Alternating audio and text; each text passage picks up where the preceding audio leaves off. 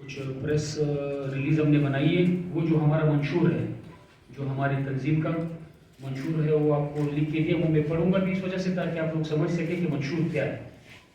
Press conference تو کچھ 2-3 باتیں ہیں اس حوالے سے ہوں گی انشاءاللہ تعالیٰ.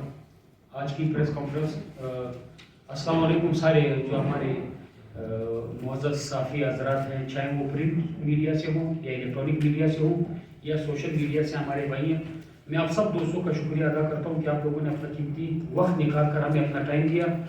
ہر وقت آپ لوگوں نے ہمیں عزت بخشی ہے, آپ لوگوں نے ہمیں عزت دی, چاہے وہ جو بھی پلیٹ فارم ہے, جس پلیٹ فارم سے بھی میرا تعلق رہا ہے, میرے اور میرے ساتھیوں کا, میرے دوستوں کا, آپ لوگوں نے مجھے عزت کی نگاہ سے دیکھا ہے. اور یہ میں کوئی اس لیے نہیں بول رہا کہ میں آپ لوگوں کو نہ معذرت کے ساتھ یہ بڑا چڑھا رہا ہوں یا آپ لوگوں کو نہ مثال کی باتیں, نہیں. اللہ کا شکر ہے, میں جس فیملی سے تعلق رکھتا ہوں, میرے جو جتنے ساتھی دوست بیٹھے ہوئے الحمدللہ, جس فیملی جس علاقے جس فیملی سے تعلق رکھتے ہیں, جس وطن جس علاقے سے تعلق رکھتے ہیں, الحمدللہ ان لوگوں کا اپنا سیٹ اپ, اپنا فیملی طرز, اپنا سب کچھ ہے. لیکن کوئی ایسا پلیٹ فارم ان لوگوں کو نہیں ملا, کوئی ایسا سسٹم ان لوگوں کو نہیں ملا.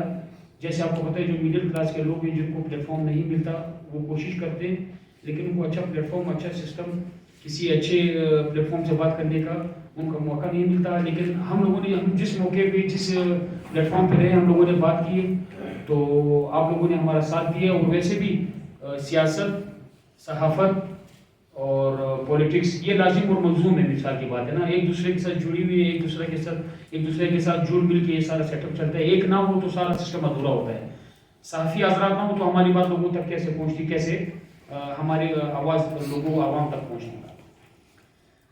میں پریس کانفرنس پریس ریلیز ہوئے نا, پہلے منشور پڑھوں پھر اس کے بعد کچھ عہدے اعلان کر دیں.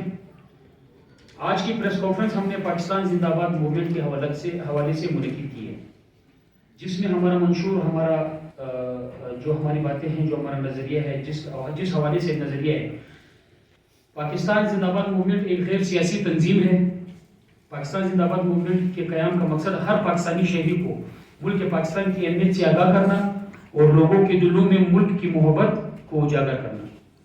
نوجوانوں کے دل میں ملک سے محبت اور اس کی جغرافیائی اور نظریاتی سرحدوں کی حفاظت کا جذبہ پیدا کرنا. ملک میں نظریہ پاکستان اور ملک سے اظہار محبت اور پاکستانیت کا فروغ دینا. عام حالات اور ایمرجنسی میں ملکی سلامتی کے اداروں کے ساتھ مل کر کام کرنا. پاکستانی عوام اور افواج پاکستان میں ہم آہنگی اور اعتماد میں اضافہ کرنا. افواج پاکستان کا اور عوام کا مراد بلند رکھنا. جغرافی, نسلی, مذہبی اور لسانی تعصب کو ختم کرنا. ملکی اداروں کو عوامی خدمتگاری کا جذبہ اور عوام کو ذمہ داری کا احساس پیدا کرنا, یا ان کے اندر احساس, ان کو احساس دلانا اور ان کے اندر احساس پیدا کرنا.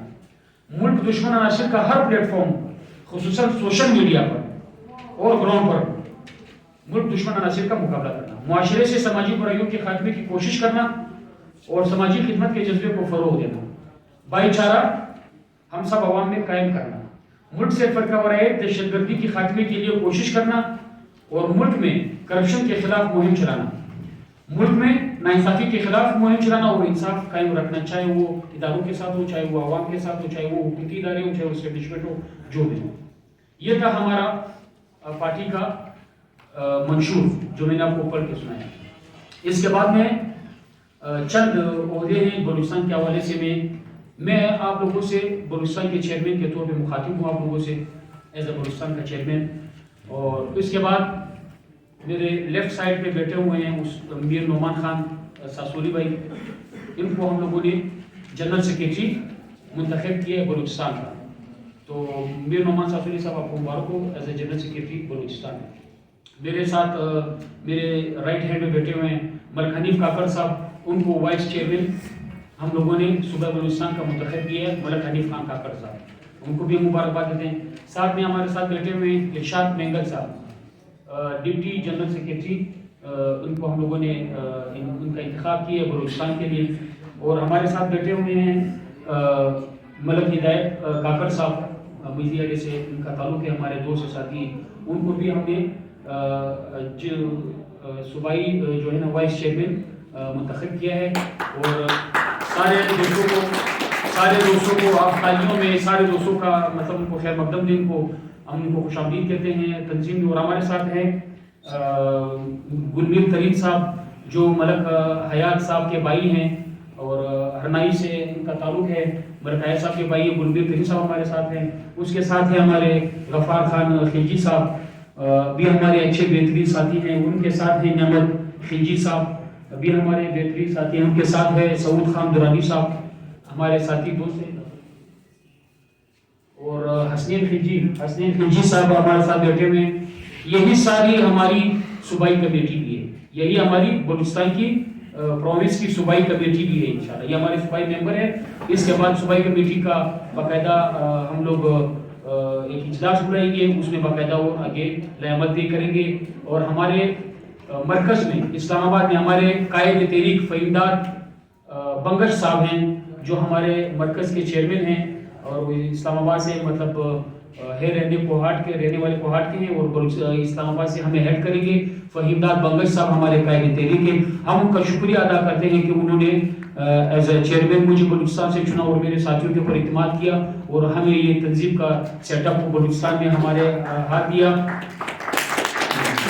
اور ہمیں موقع دیا کہ ہم اس ملک اس وطن اس علاقے کی بلوچستان کی ہم لوگ خدمت کر سکیں. 2-3 باتیں میں نعمان صاحب سولی سے گزارش کروں گا کہ وہ اپنا تعارف بھی کرائیں اور کچھ 2-3 باتیں بھی کریں.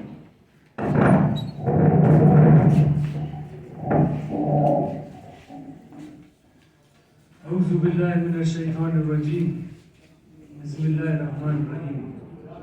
معزز صحافی حضرات السلام علیکم.